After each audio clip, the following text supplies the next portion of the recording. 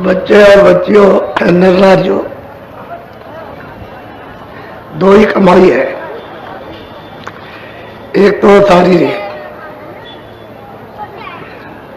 मन है, बुद्धि है, चित्त है, और ये आंख है, कान है, ये जो आपकी जबान है, ये हाथ है, पैर है। एक तो कमाई इतना मान किया कि मेहनत करके इसको इकट्ठा करो। जो भी काम, मकान हो, जमीन हो, कपड़े हो, और कोई सामान हो, लकड़ी हो, बर्तन हो, अनाज हो, सब इकट्ठा करो आप। और ये सब मेहनत जितने भी आप करते हो इसके लिए है, इस शरीर के लिए। तो ये कौन सी मेहनत है? जड़ मेहनत। और ये जीवात्मा बैठी है चेतन, तो इससे करो नाम की कमाई, नाम की कमाई। तो आपको अमूलक, आप जीवात्माओं को अपना सच्चा खजाना मिले। तो खजाने का दरवाजा तो हो गया बंद। अब कोई जानकार मिले कि भाई माल तो तुम्हारा यहाँ गड़ा है, अनमोल खजाने का, तुम्हारा चेतन भंडार तो यहाँ गड़ा हुआ, और तुम इधर उधर कहाँ भागते हो? तो कोई पूरब जाता है, कोई पश्चिम जाता है। तो कोई कहता है कि भाई वो पूरब में भगवान है, तो कहता है पश्चिम में कोई खुदा है। लेकिन सही सच्ची बात तो यह है कि तुम्हारा ये दिल है, तुम्हारा ये हृदय अंतःकरण है, ये हार्ट है, यह जीवात्मा रूह तोल, ये सूरत बैठी हुई एक जगह पर। इतना खजाना आप भूल गए, क्योंकि पहले तो आनंद में थी, शक्ति में थी और ज्ञान में थी। पूर्ण ज्ञान था, पूर्ण शक्ति थी और पूर्ण प्रकाश था। सब कुछ इसमें, सब गुण थे, और त्रिकाल धरती थी, भूत भगवत की और हाथ में अंत तक की, सब ये जानती थी। अब इसके पास कुछ नहीं रह गया। तो क्यों? कि आपने जो इससे ये काम किया, तो इससे ऐसा काम किया कि इस पर आकर के सब गंदगी जमा हो गई। अब जब जमा हो गई तो इसका प्रकाश, प्रकाश के साथ उसकी शक्ति, उसके साथ उसका ज्ञान, उसके साथ उसका आनंद, जब ये ऊपर से जब ये बरसा हुई कर्मों की, और ये बरसता गया, बरस क्या गया, और बादल की तरह से जमा हो गए, तो जीवात्मा को सबको घेर लिया। तो इसका क्या हुआ कि आंख भी बंद हो गई, कान भी बंद हो गए, नाक भी बंद हो गई। ये जो नाक है, ये बाहर की सुगंधी है, और अंदर की ये नाक है, अंदर बड़ी सुगंधी है। अगर एक सुई की नोक ले आओ और यहाँ समुद्र में उसको डाल दो, तो ये सब समुद्र सुगंधित हो जाएगा, ऐसी वो सुगंधी है।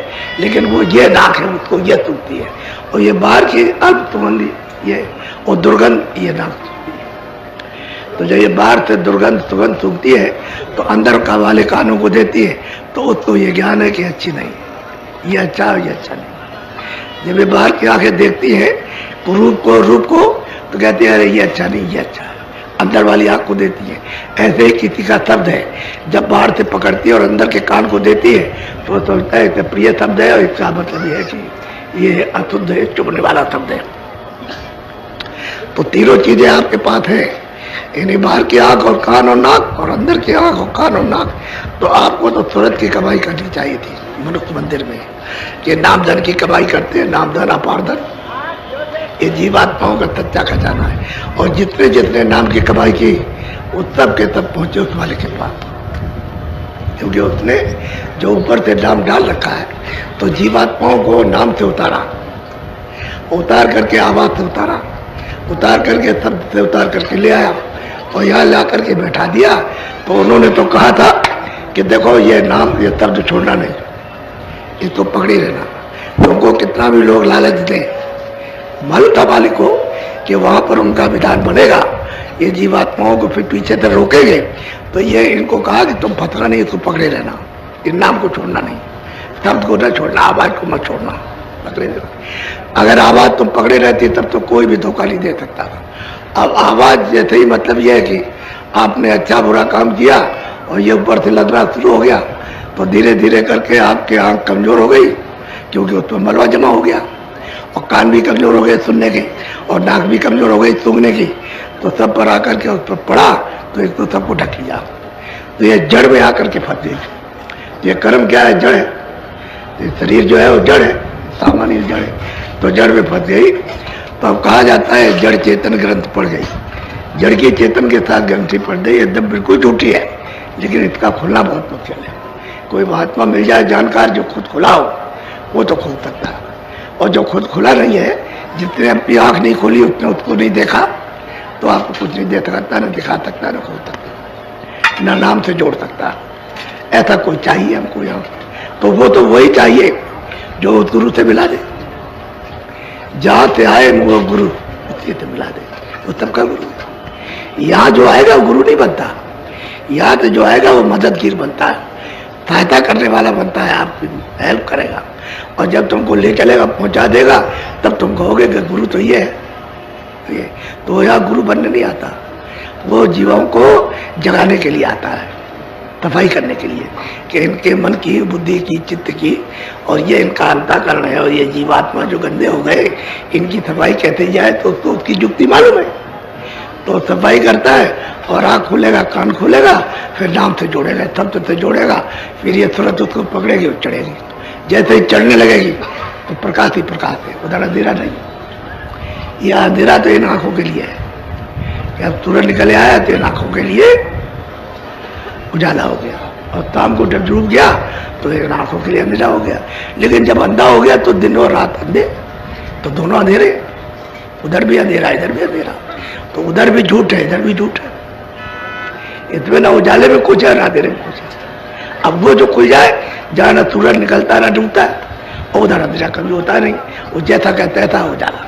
तो जिधर से जित में आए थे उसी चीज को आपने पकड़ लिया तो चढ़ोगे तो जिसके हाथ से आवाज आ रही है उसी के पास पहुंचोगे, साक्षात्कार दर्शन होगा। तुलसीदास जी महाराज छोटे से थे, जब 5 बरस के हुए तो अंदर से उनसे एक लहर उठी, उनके अंदर से एक लहर उठी कि किसी महात्मा का दर्शन होना चाहिए।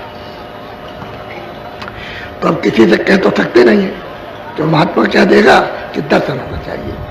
तो माँ बाप के घर में किसी को न बताए, उधर रास्ते में चले जाए, तो रास्ते में खड़े ऐसे करके देखे, ऐसे देखे, कभी इधर देखे, तो घर में अब तलाश होगी बच्चा कहाँ गया, इधर उधर ढूंढा इस घर में, उस घर में नहीं मिले, तो किसी ने कहा वो रास्ते में खड़ा, वहाँ गए, पकड़ा तो दे तमाचे,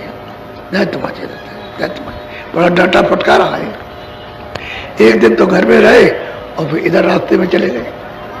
अब अंदर से उठ के लहर उठे कि कोई महात्मा का दर्शन, उधर जा करके उधर देख रहे इधर, तो फिर तलाश हुई उनकी, भाई किधर चला गया, तो मालूम हुआ कि उधर है, तो मतलब वहाँ गए, फिर उसको मारा पीटी की ले आए घर में। अब कई दिन तक ऐसे मार खाते रहे, कई दिनों तक। जब उनकी करीब 11 साल की उम्र हो गई तो एकदम से 2 बजे उठे और चले गए रास्ते में, तो रास्ते में बैठ के रोए, खूब रोते रहे। सुबह भोर में उधर से एक महात्मा अंधेरे में जा रहे थे, तो उन्होंने देखा एक बच्चा आया रो रहा। अरे पहले तू रो रहा, मैं तो तेरे लिए आया था, तू यहाँ रो रहा, आया था। तो उसको बुला लिया और बैठाया, उसको कहा देख तू घबरा नहीं, मैं आया हूँ, तेरे लिए आया हूँ, देख तेरे पास में ये आँख है, अंदर में ये 2 आँखें, इसको बंद कर रहा हूँ ये, और अंदर की आँख का रास्ता अंदर से, और सामने देखना तू सीधा ऐसे करके सामने देखना, तो तुझको पहले तो अंधेरा मिलेगा, और जब सामने तू अपनी आँख को रोकेगा तो उसी में तुझे चिन्ह मिल जाएगा, एक काला था, उसको मत छोड़ना, उसको बताया। तो आंखें बंद कराई, उसको कहा देख बंद कर, तो बंद कराया, तो उसको दिखाया कि देख वो दिखाई दे रहा, वो देख वो दिखाई दे रहा। तो पूछा दिखाई दे रहा कि हाँ दिखाई दे रहा, तो कह लगे इसी पर रोकना, इसी पर। फिर कहा देख आँख बंद करना, कान बंद करना, बाहर से मत कुछ सुनना और ना बाहर से देखना, ये अंदर में तेरे अंदर सूरत में जीवात्मा में कान है, तो तू कहता कान भी बंद कर रहा, और ऊंचा ध्यान दे करके गौर से कान से सुनना। तो मन को, चित्त को, बुद्धि को रोक के रखना कानों के साथ। देख ऊपर से भगवान की आवाज आ रही ऊपर से, जब तू उसको सुनना तो आवाज को पकड़ लेना। उसको ठीक से तब समझा दिया, तब बता दिया, तब समझा दिया, बता दिया, उसकी समझ में आ गया। अच्छा तू जा घर, और जब तेरी आँख खुलेगी तो मैं तुझे मिलूंगा, अंदर अंदर मिलूंगा, अंदर मिलूंगा तुझको, घबराने का नहीं। तू जा अपने घर में रोज करना, नागा मत करना। अब वो तुमको लग गई याद, तो तुमको मिल गए। अब वो घर में गए, कभी वहाँ बैठ जाए, कभी वहाँ बैठे, कभी उधर बैठे। तो माँ बाप कहे तू बैठा रहता है, अब बड़ा हो रहा, तो कुछ काम काज तो कुछ करना चाहिए ना घर का। और तू बड़ा हो रहा तो मारना तो बंद कर दिया, क्यों मारा तो बच्चा होने लगा बड़ा, तो मारना पीटा बंद कर दिया, अब डांटना। तो कभी कमरे की जंजीर अंदर बंद कर ले तो बैठे नहीं करते, ऐसे करे जो बताया था उन्होंने गुरु जी ने, वो मतलब बताया तो करते। तो उनकी आँख खुली, कान खुलते, आँख भी खुली और कान भी खुले। तो अब वो क्या कहते हैं कि मैंने अपनी जब शुरू में अपनी आँखों को बंद किया तो मूंदे और नैन त्रिस्तित में गए। मैंने जब आँख बंद की तो जब आँख खुली तो मैं इतना ठंडा हो गया कि जैसे हजारों तिल्लियाँ बर्फ के ऊपर रख दी, उतने भी ज़्यादा ठंडा हो गया। जब ठंडा हो गया तो मैंने आँख देखा तो सामने एक दरवाज़ा खुला, इतना बड़ा दरवाज़ा, वो कहते हैं जितना ये सारा विश्व नहीं है, इतना बड़ा दरवाज़ा देखा तो बड़ा सुंदर, बहुत खूबसूरत, बड़ा प्रकाश, बड़ी कारीगरी, भांत भांत की, जो है लिखने में नहीं आ सकती, ना कोई इंजीनियर बना सकता। ऐसे बैठ के दे रहे तो वो खुलता नहीं था। ये तो मालूम हो गया गेट है, लेकिन खुल नहीं रहा था। अब उसको देखे तो खुले नहीं। तो वो कह रहे थे कि जब तक कोई चीज जो ऐसा मालूम हो कि बंद हो गई तो रोना। तो खूब बैठ के रोए, फिर देखा, फिर नहीं खुला, फिर बैठ के रोए, फिर सारी रात बैठ के रोते रहे। और फिर देखा तो धड़ाक से टूटा, एकदम से टूटा, एकदम टूट करके एकदम सामने। तो क्या कहते हैं कि वो भी लोग राम खाई। मैंने जब उनको देखा और उन्होंने मुझको देखा तो हाथ पड़ी। उन्होंने कहा देख मेरी आवाज़ पकड़, ये आवाज़, और पकड़ के चला मेरे पास। तो आवाज़ पकड़ ली, जहाँ बैठे थे वहाँ चले गए। तो वहाँ सामने आकर के साक्षात करता, 3 लोग के मालिक आप, जिसको भगवान कहते हैं, खुदा कहते हैं, जिसको गाड कहते हैं, उस सामने दर्शन हुआ। कहले देख मैं तुझसे बहुत खुश हूँ, और देख मैं रास्ता देता हूँ, तो उधर चला जा रास्ता। तो रास्ता दिया तो उधर माच तो नजर आया। कहते उधर जब गया तो एक बहुत चौड़ा मैदान, सफेद, जितना संसार नहीं उससे चौगुना बड़ा, बहुत पे खड़े हो गए। तो देखते क्या है कि ये स्वर्ग है, ये बैकुंठ है, जिसमें कौन कौन लोग राज करते हैं, कितने लोग हैं, उसको देखा कि इस तरह से राज इस पर होता है, ये इस पर होता है, ये होता है। फिर उन्होंने देखा मृतलोक को कि मृतलोक में ये क्या हो रहा है, पाप है, पुण्य है, ये तब। तो ये जीवात्मा कैसे निकाली जाती है और कैसे डाली जाती है, और कहाँ निकाल के ले जाते हो, और कौन हिसाब करता है, और कौन फिर उनको हुक्म देता, और फिर उनको कहाँ ले जाते। तो 4 खाने क्या है, तो उसको उन्होंने देखा भी 4 खानों में कैसे बंद करते उनको इस तरह से, और फिर नरक में कैसे, तब देखा उन्होंने अपनी आँख देखा पूरा, तब देख लिया, तब बहुत हो गया, तब उनको ज्ञान हुआ उनको, आँख भी खुल गई, कान भी खुल गए। अब गुरु जी तो आगे मिले, तो गुरु जी ने कहा कि देख यहाँ मत पतना, इसके देखने मत ना, ऊपर देख, ऊपर है। तो ऊपर ऐसे करके आ करके देखा तो क्या कहते हैं, अति विचित्रता लोक है, देखा अनेकों ब्रह्मांड, जो लिखने में नहीं आ सकता, इतने ब्रह्मांड और विविध भांत की रचना थी। ऐसी सुंदर सुंदर रचना कि जो है न लिखी जा सकती, न जबान से कही जा सकती। वो अपनी आंख से बैठ करके देखते, देख रहे हो। आपको तो रामायण सुनाई है अंधे ने, और बहरा सुनता रहा, लेकिन ये नहीं पूछा कि इसमें ये क्या है। ये तो किसी से पूछना चाहिए था कि भाई ये क्या चीज है, ये कहाँ दिखाई देता है, कौन बताएगा इसको, समझ के तरह रहता है, कौन बताएगा। तो वो तो आपने पूछा, सुन लिया, उसने सुना दिया और चला गया। ये कलयुग में 1589 में जन्म हुआ और मतलब और 1680 में तेरी छोड़ा। अभी कितने दिन हुए, अभी कुछ दिन तो नहीं, कलयुग में।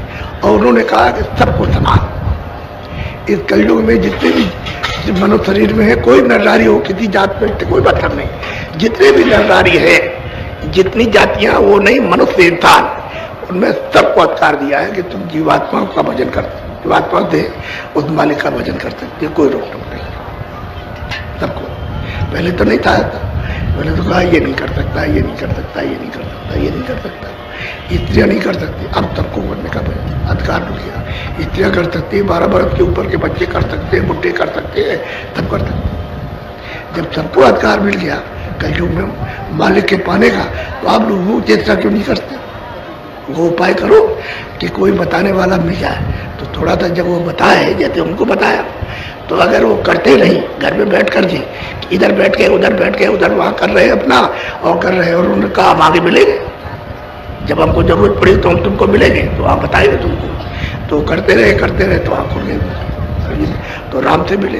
जब उन्होंने ऊपर देखा, अरे बहुत से ब्रह्मांड है, तो उन्होंने कहा नहीं, इस तरह से चलना है, उधर मत जाना, नहीं फंस जाओगे, उधर तुम देखते रह जाओगे, बहुत उलझ जाओगे और उसमें अभी रहेंगे तो बहुत आगे जाना, रास्ता बताया गुरु। तो वो कहते हैं कि भाई कंज गुरु से राह पाई, कंज गुरु ने राह बताई और दे गुरु से कुछ नहीं पाई। दे जो कथा सुना दिया और आपने अंधों ने सुनाया, बैरे सुन गए और चले गए। दे गुरु से कुछ नहीं मिलना। कहते कंज गुरु ने राह बताई। कंज गुरु अगर नहीं मिलते हमको तो हमको ये रास्ता कौन बताता, वो हमको मिले, उनका नाम था ही। और गुरु मिल गए, उन्होंने ये कह दी कहा कि कृष्ण मिल गए और राम मिल गए, उन्होंने रास्ता बता दिया, उसका गुरु ने बताया। और ये कहा कि उन्होंने दिखाया कि देखो राम बैठे, जब आँख खुलेगी तो दिखाया तो बताया उन्होंने तब से कि ब्रह्मा क्या करते हैं, ब्रह्मा का काम है उत्पत्ति करना। तो उन्होंने आँख से देखा ये क्या कर रहे हैं, तो ये उत्पत्ति कर घड़ा बना रहे और फिर तुरंतों को जीवात्माओं को बैठा रहे हैं। तो कैसे बनाते हो, कैसे बैठाते हैं उनको मालूम। मेरे के कहा ये पालन पोषण कर रहे हैं विष्णु, ये पालन पोषण कर रहे हैं कि सबको कोई मतलब यथा उचित सबको पेट भरने को मिले, चाहे पशु हो, चाहे पक्षी हो, चाहे आदमी, कोई भी सबको देता है। फिर जब श्वासों की पूंजी खत्म होगी तो शिव जी संहार कर देंगे, वो आएंगे और कहेंगे मकान खाली कर दो। मकान तो उन्होंने बनाया, उन्होंने पालन पोषण किया, उन्होंने कहा कि नहीं अब ये आपका खत्म हो गया, इसको खाली कर। तो जीवात्मा को निकाल बाहर कर दिया। तो उनको भी देखा तब, हर किसी को देखा तब उन्होंने ये तब बात कही, उन्होंने बताया। और आप रामायण में कुछ नहीं समझते, कुछ नहीं पढ़ते रहो ऐसे तो भरत हो जाए। अभी वहाँ पर मैं सत्संग कर रहा था चित्रकूट में, बहुत भीड़ थी, तो बड़े बड़े गाड़ी वाले महंत लोग आए, सुना उन्होंने, तो उन्होंने कहा अरे हमारा जीवन ही बर्बाद हो गया। तो ये 100% सच्ची बात है कि हमको कुछ नहीं मिला, कुछ नहीं। बात हो गए तो उससे क्या होता है, जीवात्मा तो कुछ भला होगा नहीं, आप कहा होगा। हमने भाई तुमने तो खोजा ही नहीं था, अगर खोज करते होते तो मिल जाता। उस महापुरुष की जो रास्ता, जो देखता है, जो जानता है, अगर उसकी लालसा करते कि हमको वो मिले बताने वाला, जैसे तुलसीदास जी ने की कि हमको कोई बात में मिले, तो उनकी मतलब ये इच्छा के मुताबिक वो मिल गए। अब मिले तो रास्ता बता दिया और कहा कि ये रास्ता है, तुम अंदर चलो। तो वो चले तो उनको सब कुछ मिला। अभी पहुंच जाएंगे जहाँ जाना है, उनको पहुंचेंगे उसका था। कहते एक अनिया अनामा अगतन प्रभुधामा, पहुंच गए अपने परम धाम में। कहते एक ही था पहले, तब देखते आप से अंतर रचना कहते हुए, तब उनको पूरा आप से अंत तक देखते के तो असल में बात यह है कि मैंने सत्संग तो पहले सुना दिया। दो ही काम है, एक शारीरिक मेहनत और एक तुरंत की मेहनत, एक जीवात्मा की मेहनत। जीवात्मा की मेहनत नाम की कमाई, शरीर की मेहनत सामान की इकट्ठा करना। शरीर से जो मेहनत करोगे सामान इकट्ठा करोगे। और क्या करता है, काट का अनाज बो देता है, पानी देता है, ये वो रखवाली करता है, जब पक गया तो काटता है, काट के ले आया तो उसको उस दाने को, अनाज को निकाले और ले आया। ये शरीर की मेहनत। तो शरीर की मेहनत से शरीर का पालन पोषण, और इससे मतलब ये जब जीवात्मा से मेहनत करोगे तो वो जन में मिलेगा चेतन, तो इसका पालन पोषण होगा, इसको शक्ति मिलेगी, इसको ज्ञान मिलेगा, इसकी आँख खुलेगी, इसके कान खुलेंगे, समझ गए, इसको आनंद मिलेगा, इसको हर चीज मिलेगी फिर। और तब वो देखेगा कि मुझ में कितनी बड़ी शक्ति है, अभी तो कुछ नहीं है। तो मैं असल में आपको कुछ देना चाहता हूँ, क्योंकि मेरे पास समय नहीं है। तो आप जो अमूल्य चीज है उसको ले लो, और ये रुपए पैसे से नहीं मिलेगा। तुम अगर कहोगे कि रुपया पैसा से मिल जाए, तो एक थाली में सारे विश्व का धन, हीरे जवाहरात, सोना चांदी सब रखो, और इस पर इस तरह से फेरो आरती कि हम तुमको सब राजपाट और सारा धन ये तुम्हारे ऊपर चढ़ा देंगे और तुम खड़े हो जाओ। ये मट्टी इस मट्टी को खड़ा नहीं कर सकती, इसलिए ये धन से नहीं मिलता। राजपाट दे दो उससे नहीं मिलेगा, ये तो आत्मधन है। जब जीवात्मा का सच्चा धन मिलेगा तो वही जितने कमाया होगा वो देगा, और दूसरा कोई जानता ही नहीं कि जीवात्मा का सच्चा धन क्या चीज है। तो बात नहीं है, तो दो ही कमाई है। तो ये तो शरीर चलाने के लिए आप मेहनत कर लो ताकि ठीक अपना चलता रहे, बाजार ठीक ठाक रहे, निरोगी रहे। और इधर जीवात्मा को तुम जगाओ नाम को पकड़ के, नाम को पकड़ो, उसकी कमाई करो। एक दिन करो, 2 दिन करो, 4 दिन करो, 10 दिन करो, 15 दिन करो, 20 दिन करो, और नाम आपको सुनने को मिलेगा। जब सुनने को मिलेगा तो कान से सुनो, जब सुनने को मिलेगा कान से सुनने लगे तो पकड़ लो उसको, ऐसे फिर मत छोड़ना उसको। तो उसमें जो है परम शक्ति है। जीवात्मा उसी नाम का तत्व है, उसी शब्द का तत्व है, चेतन। तो अब उसको जर्रे के बराबर हो गया। जर्रे के अगर लाख टुकड़े किए जाए उससे भी छोटी हो गई, तो ये अपने तत्व में मिलना चाहती है। तो जीवात्मा का तत्व शब्द नाम है। तो अब ये जब नाम सुनने लगी और आवाज आने लगी तो आवाज बढ़ने लगी और तू पकड़ने लगी। तो ये क्या करेगी कि जब उसका कान खुल जाएगा तो आवाज को पकड़ेगी तो मिलेगी, तो उसको ऐसे करके धीरे धीरे खींचेगा, ऐसे ऐसे जैसे चुम्बक खींचता है लोहे को ऐसे खींच लेता है, ऐसे ही नाम, ऐसे ही शब्द, उसको ऐसे ही आवाज और धीरे धीरे जब साफ हो जाएगी तो ऐसे खींच लेंगे, ऐसे और तरी से ऊपर निकाल देंगे। तो जैसे मृत्यु हो जाती है जीवात्मा के निकालने में कुछ नहीं रह गया, ऐसे ही साधक को साधना में ऐसे शरीर छोड़ना पड़ता है। और छोड़ करके ऊपर चला गया, फिर आ गया, फिर गया, फिर आ गया। ऐसा नहीं कि छोड़ करके ऐसा चला जाए फिर नहीं आएगा, ऐसा नहीं। जब उसका समय पूरा हो जाएगा तो हाथों की पूंजी का तब वो छोड़ेगा इस शरीर को, और नहीं तो ऊपर जाएगा फिर लौट के आएगा, फिर जाएगा, फिर आएगा। तो बहुत से लोग ऐसा सोचते कि मर न जाए, मर जाए। अरे वो तो वक्त थे ही तुम शरीर छोड़ोगे, बीच में मरोगे नहीं, बीच में चढ़ो और उतरो, चढ़ो और उतरो, चढ़ो और उतरो, चढ़ो। अब ये चढ़ते उतरते रहे तो इनको क्या था, 13-14 साल में इन्होंने पूरा काम कर लिया अपना, और 91 साल तक रहे। तो आप समझ लीजिए, तो वहां जाते रहे, आते रहे, शरीर छोड़ दिया, चले गए, फिर वहां से उतर के आ गए। तो शरीर तो जब छूटेगा जब सांसों की पूंजी पूरी हो जाएगी, तब उससे निकालिए, तब वो कहेगा भाई अब जाओ, अब आप हमारे शरीर को दे दो। तो कहेंगे लो आपने तुमसे पवित्र लिया था, पवित्र अपना ले लो, अब इसमें कोई पाप नहीं है, कोई पुण्य नहीं है, जब कोई कूड़ा कचरा नहीं है तो कहेगा ठीक है अब आती है तो चले जाएंगे। अब कूड़ा कचरा रहेगा तो कहेगा भाई हमारा ये दिए जाओ, तब आपको रोकेगा और रोक करके फिर आपका हिसाब करके फिर तुमको तैया देगा, तो आप उसके बंधन में आ जाओगे। तो असली अमूल्य चीज लो, और वो है नामधन। नामधन उसको कहते हैं जीवात्माओं के धन का दान।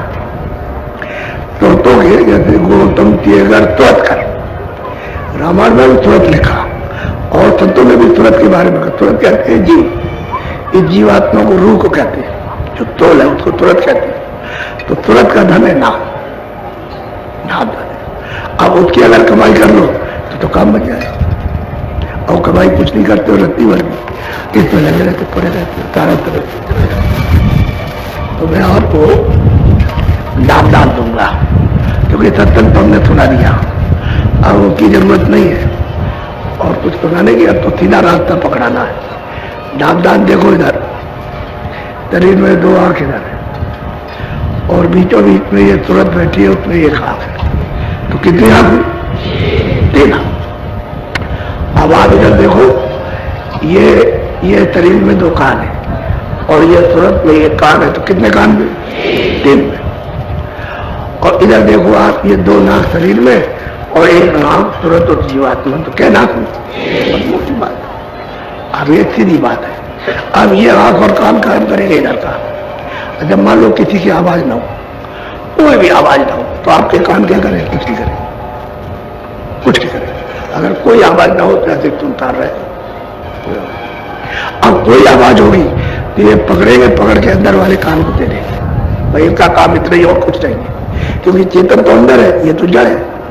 तो बाहर की आवाज पकड़ी, अंदर वाले को दे दी भैया कि इसने क्या कहा, तब वो अब इसके बाद कोई चीज देखी उसने, ये बाहर देखी कि बड़ा भद्दा है, बड़ा कुरूप है, तो अपने तरफ बहुत खड़ा है, तो अंदर वाले आंख को दे दिया। और जब आपने देखा कि बड़ा सुंदर है, बहुत अच्छा है, तो उसको भी दे दिया आपको। तो इन आंखों का, कान का, नाक का यही है कि गंध और दुर्गंध ये अंदर वाले नाक को दे देती है, तो पता चलता है, तो और जब ये इसमें से अलग हो जाए तो कुछ नहीं है। जिन्हें नाक और कान क्या कर सकते कुछ करेंगे, यही आपको सोचना। तो मैं आपको नामदान दूंगा, ये अमूल्य धन है। ये जब कभी आपके सौभाग्य होते हैं और पुण्य का संस्कार जोर मारता है, तब यह अमूल्य चीज मिल जाती है, वैसे नहीं मिलती। यह महात्मा को तो हो जाए, आपके ऊपर प्रसन्न हो जाए कि मरुतरी थोड़े दिन का है और चलते चलाते कुछ जीवात्मा का काम हो जाए और कुछ अपने आप को संभाल ले, कुछ धन प्राप्त कर ले, तो इसकी बचत हो जाए, तो महात्मा को ज्यादा दे देते कि भाई तुम कर लेना, और कह देते भाई कर लो, आप कुछ